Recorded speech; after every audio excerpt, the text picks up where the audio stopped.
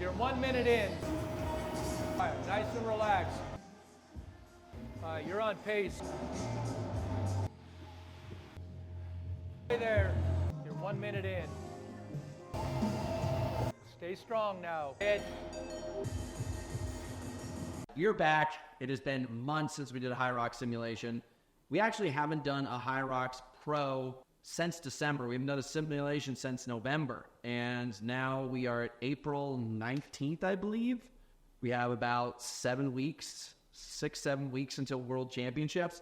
So we're going to do a simulation. We're going to talk about all the things that have changed since the last time we tested and some of the things that we've learned since then, the performances we're going to look to have today, how much I've changed, how much the gym's changed, how much the sport's changed. So come on in here.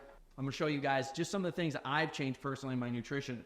So before I was kind of just getting 1 scoop a day of creatine and 1 scoop a day of my 1 to 2 scoops a day of my pre-workout. Now I've started working with a nutrition coach and I've really dialed things in, and we've recognized how much my exercise level is metabolizing all of the stuff that I have. So I'm literally taking up to 3 bottles worth of this product every single day. We're taking carbs every single hour, on the hour, beforehand, during, and after, and I'm still losing weight, which is absolutely crazy. So just some basic stuff. I either go with raw or Tailwind Nutrition, really good stuff. Obviously we don't have that. I still think carbs are fantastic. You can get it in a banana, you can get it in a powder. I'm liking the powder these days to keep myself more focused on hydration. Strength X2, as always, blood flow and strength. Pre-power, it enhances your endurance. We got some caffeine and beta-alanine here. And then the other thing that I'm doing is making sure that I fill up the bottle only about halfway so I don't get that slosh in my stomach. And then I put ice and cool myself off. We want to make sure we stay as cool as possible. Getting ready for these things. Stir it up. This will be my pre-workout bottle. And it's a game changer. I really cannot begin to tell you guys how much better my energy feels and my output feels. We measure all that stuff. 3 basic products, making sure that this is our pre-workout stack. We're going to hit one of these gels just beforehand after our warm-up, and we're maybe going to hit another one in the middle of it. We're going to test it out today. Come over here. I'll show you guys the differences.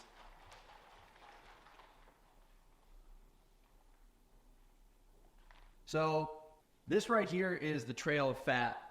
I started recording myself on February 5th at 2:07, and I'll tell you guys, when I was racing, when I set the world record in Stockholm, I was 95, 96 kilos.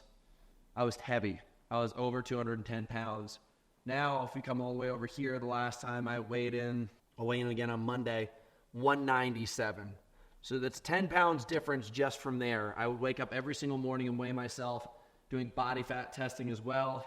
It's made a massive difference. Not only has my output and ability to travel with more speed been amazing, but also the cost. My heart rate has dropped about 10 beats per minute on almost all of my efforts. It's so much less exhausting to have to carry that weight. We're talking about almost 20 pounds lost since the last time I did this thing. My strength numbers are still skyrocketing, and this is right here where I say X marks the spot. It makes a humongous difference. Now my coach is going to get here in a couple minutes, and we're actually going to test this thing. So I'm going to chug this thing down. We're going to explain all the things that have changed in the gym since we did this last, guys. We had a kind of ghetto setup before. Now we have every piece of equipment, no questions asked, to make sure that we have the best training possible to kick ass when it comes to World Championships. All right, guys, we're officially back. It's been November to December, January, February, March, April. 5 months since we did this thing. Jock and I have been working together. The first time you ever saw him in a video, we were doing this exact test, and I weighed 212 pounds. 2 weeks later, we set the world record in Stockholm. We've taken all of our training, basically shaved things down, got the exact training that was necessary to blitz this thing out of the park. So today, what we're going to do is we're going to see if all the trainers come together.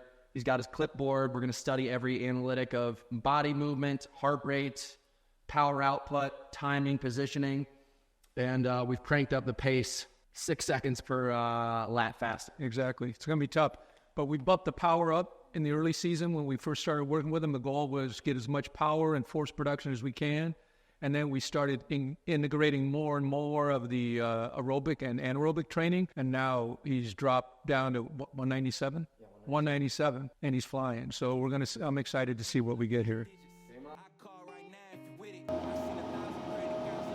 I gotta piss again.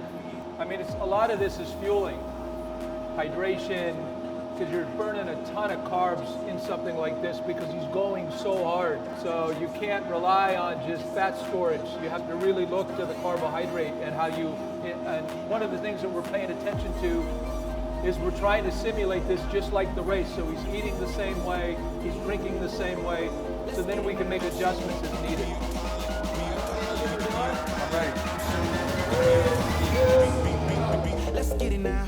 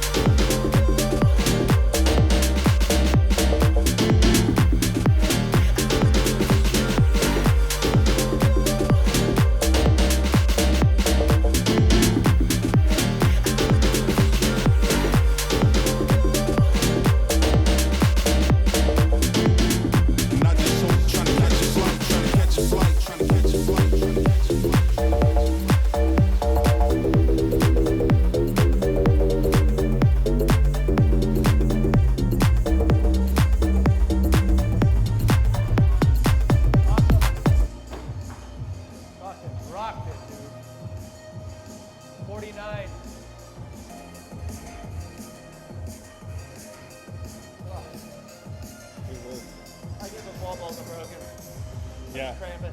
Wow. I did 2,500-foot mountain run yesterday.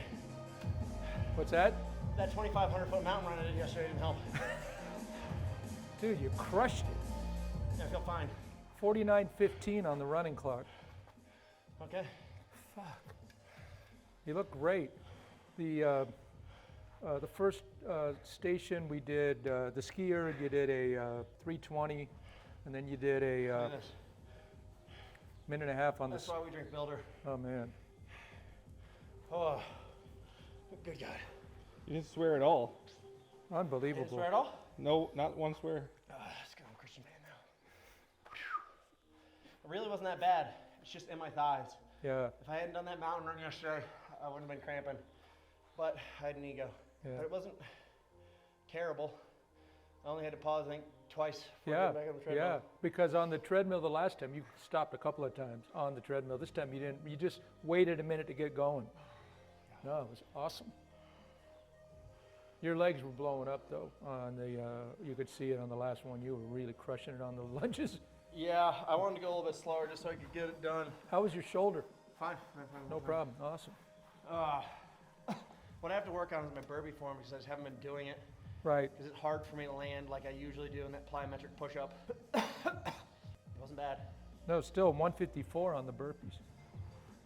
Yeah, yeah, not bad at all. The rower you faded a little at the, towards the end. Oh, I wanted to. Yeah, you went from 139 pace to about a 145, 46 pace, which is still flying. I'm still trying to figure out what to do, whether or not to shift my hips forward or lean back. There's two ways of doing it. One is more back, one's more Legs. hip extension. Yeah. I think the longer stroke may be the way to go. Leaning back. Farmer's walk 131, lunges 229, wall balls 340. 340? Yeah. That's not bad. And what, I broke 5-6 times? Yeah. Not bad at all.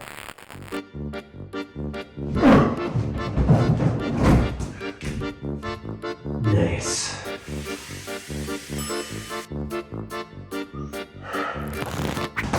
Nice.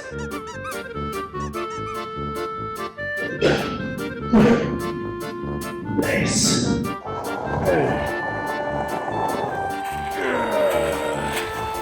Nice.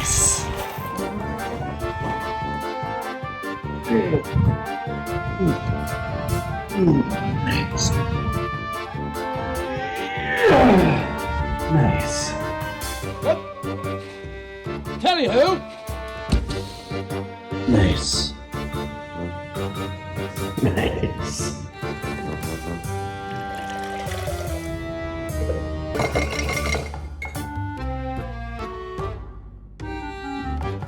Nice.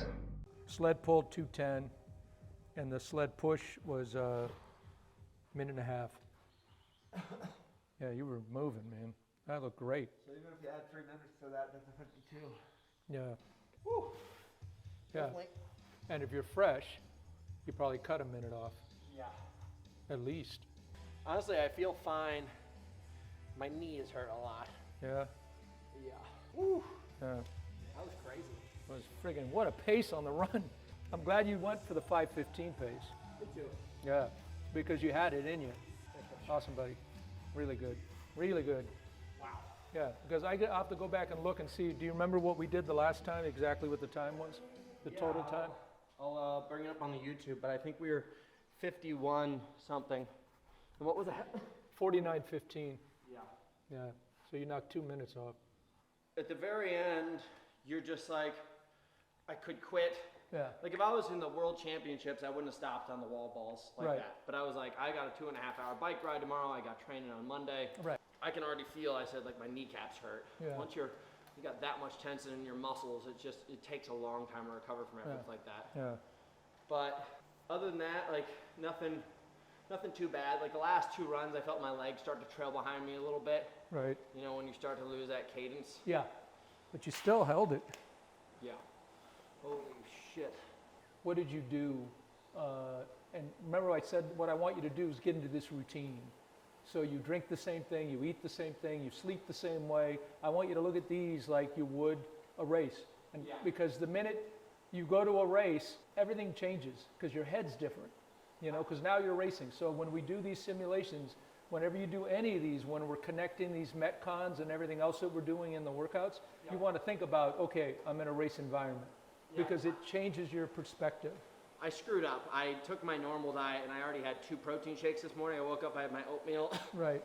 my typical oatmeal with a protein shake and banana, and then I had at 10 a.m. a peanut butter and jelly sandwich with protein shake and banana, and I could tell.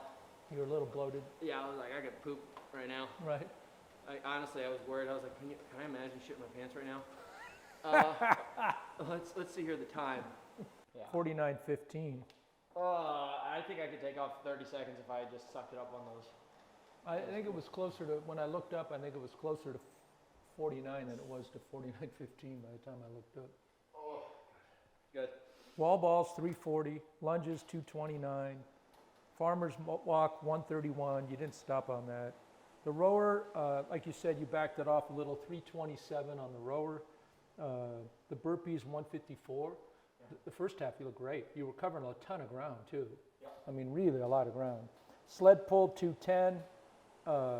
Sled push 1.5 minutes. The skier, the first 300, 400 meters, you were 138 pace, and then a 140 pace, and then you ended on a 142 pace.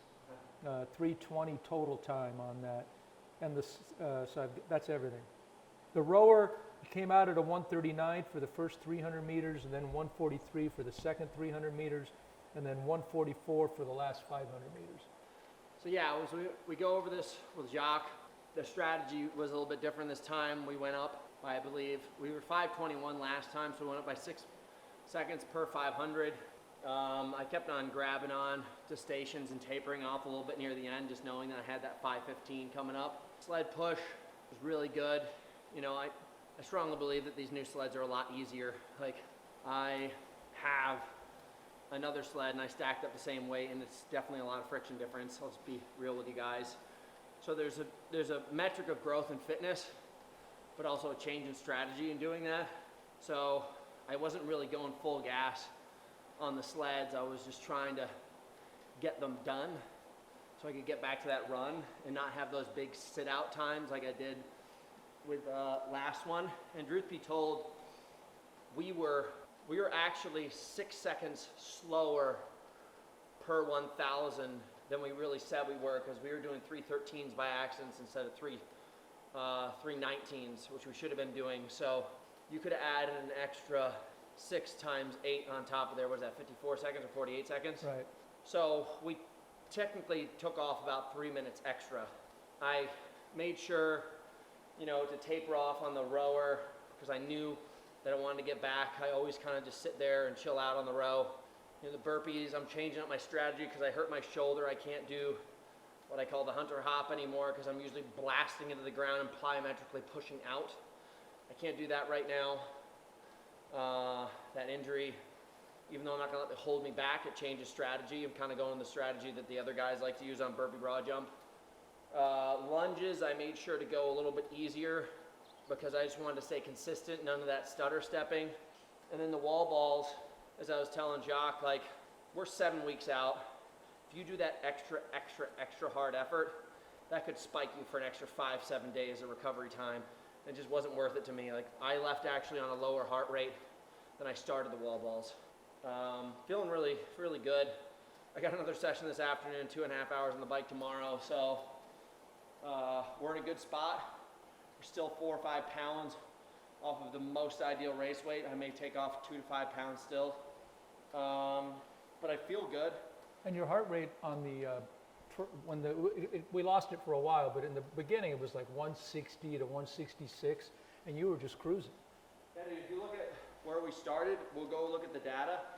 I was 175 plus. I saw I saw 177, 178 at one point. Yeah. Yeah, it was climbing up, but that's normal. But we started last time. We started in the 170s. Exactly. Everything is a lot less expensive for me to do. Yeah. What the heck is this? No, it's a good effort. Hello?